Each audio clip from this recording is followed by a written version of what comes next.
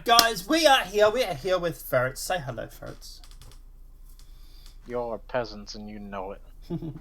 So yeah, obviously guys, we have had another patch for Star Citizen that did drop yesterday. Sorry for the delay in getting the video out. I had meetings yesterday morning actually. But yeah, I did get a chance to check. But obviously this morning we have noticed, and it has gone to EVOCATI. It is 3.17.2C. So obviously we're not EVOCATI, so obviously we can talk about it. Obviously release on the US servers only. So EVOCATI, database reset no, long-term persistence enabled, pledge copied, disabled, starting is 10,000 UEC. Current build is NDA. This patch does not contain all the relative intended features. Testing focus. This build has quite a few extra logging for crashes and player network syncing to track down other issues with Foot client network update. It's possible, if possible, please submit any crash handlers you get. This build also has underlying physics changes to help with hit registration during ship combat. This is highly experimental and we're looking at all feedback we can get on this change.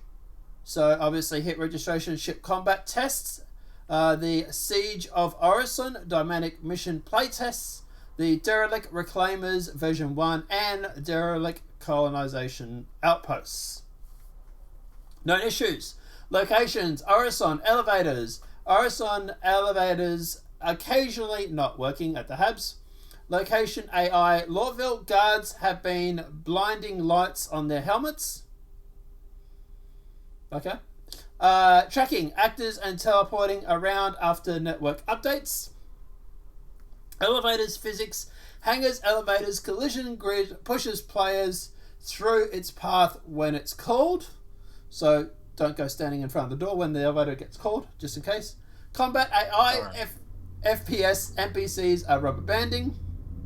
AI characters, infantry, looting the weapon from an unconscious AI will cause it to teleport back into their hands as a short period after picking it up. Shopping, selling, search bar. Search bar does not allow players to search by keyword or specific item names. Rest stop R&R. Stores have no items on their shelves to buy and their kiosks have no stock available to purchase. Mission bounty mercenary. Dying in lawful UGF missions causes player to respawn at Grim Hex. Mission call to arms. Contract is missing from the contract manager and not being able to accept by players. Mission remove claim jumpers. Mission does not progress after player reaches milestone. Refinery kiosks. Refinery at R&R station at L12, L2 and L4 doesn't allow players to refine their minerals and the screen is missing station specifications. Bunker turrets. Lawful mission, bunker turrets will shoot at players with a lawful mission to be at the bunker. Yeah. UGF raid, mission AI, combat AI. Some enemy AI do not engage security AI or players. Medical, down players may become desynced. FPS weapons, weapon holsters or unholsters unintentionally. So the feature updates are location, those are lighting pass on the new space station at Lagrange points. Gameplay, added more revival op missions to take players to the new derelict colonization outposts. Players will now drop empty magazines while reloading. Ship and vehicles, Mustang Alpha quality of life updates. So this is interesting. Made changes to the cargo grid to allow a new 4 SCU cargo box with animated doors. Updated the cargo boxes used by the Mustang so that they can open and hold loose cargo. Greatly increases the cargo bay health. So the biggest problem that I've always had with the Mustang and the Aurora is the fact that the cargo bays on them were useless. That's why I always suggested everybody to buy a Titan. Well, now it looks like the Mustang actually has cargo bay, which is kind of cool. Extended the length and softened the shock of the Orison 85 landing gear. So bug fixes. There's a lot. Right, empty and reloading consecutive magazines should no longer break the reloading. Fixed an issue causing FPS AI to respond slowly to players. Players should no longer be forcefully repelled when entering from EVA. Fixed an issue causing excess frame rate issues around derelict colonization outposts. AI reinforcement should now arrive for revival op missions at the colonization derelict outposts. Fixed an issue that was causing loot containers not to spawn at derelict outpost colonization. Fixed many loot crates so they're no longer clipping through the geometry out the outposts for the colonization derelicts. Fixed an issue causing some Heston planetary outposts and UGF zones to be partially fully underground. Okay. UGF destroy stash and infiltrate defend missions should now properly spawn FPS AI. Fixed an issue causing multiple elevators, shuttles around the PU and the mission area to not arrive when called. Mission markers showing the location of the derelict reclaimers should no longer go missing. FPS enemy AI should now be present at the hijack reclaimer missions. Oh, hijacked reclaimer missions? Interesting. AI enemies should no longer be now spawn at Ghost Hello Reclaimer derelicts during the kill AI missions. AI enemies should no longer spawn at Ghost Hello. Is Ghost Hello a location maybe? Reclaimer derelict during the okay. AI inside the hijack reclaimer should no longer walk through the geometry. Well, they really were ghosts. Fixed an issue causing excess strong fog effect in the salvage process room of the hijack reclaimer. Fixed an issue causing the airlock doors to not open during the hijacked reclaimer missions. There should no longer be invisible collision when shooting FPS weapons around corners and doorways that was blocking shots in the new derelict reclaimer. Fixed an issue causing hijack reclaimer during the breach and seal missions to sometimes get attacked and destroyed by ships. Fixed an issue causing 3 main entryways in the hijack reclaimer to be blocked.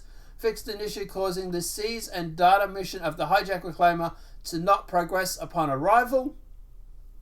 Fixed an issue causing the hijack reclaimer mission location to not reset when the player abandons the mission. Players should no longer be able to interact with the door with the down satellite panel from the Clovis delivery missions, Darnley missions, whatever his name is. So players should now be able to interact. Sorry, timer should no longer be missing from the group warrant bounty missions. Fixed an issue causing recent equipment looted armor to be unable to be stored in loot. The shelves of the Casbah and the Platinum Bay shops at the rest shops should now have stock.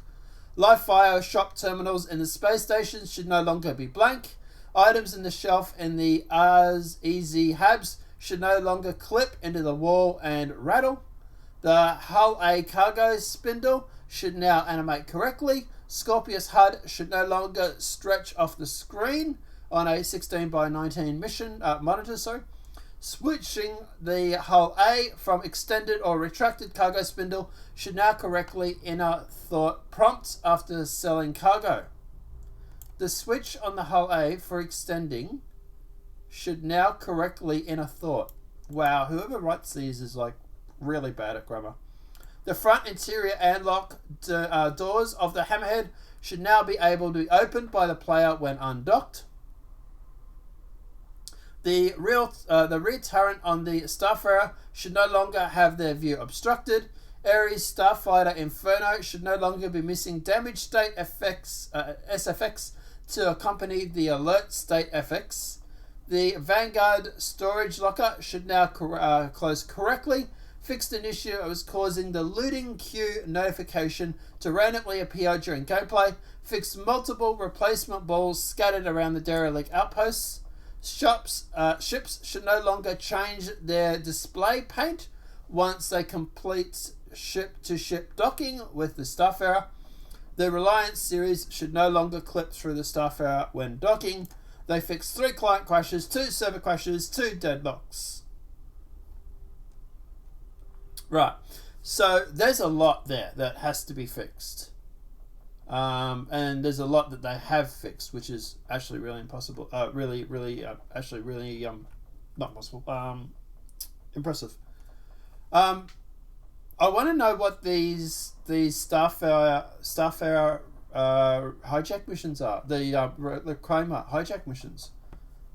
This is the first I'm hearing about this. Have you heard about this before, Fizz?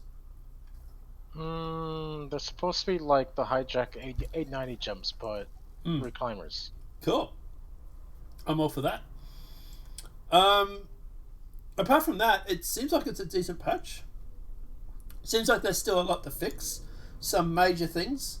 I'm not expecting it to go to Wave 1 like EVOCATI and Concierge and subscribers this weekend. I would expect it probably... I would say it's probably going to be next week. I would say probably maybe next Friday or Saturday.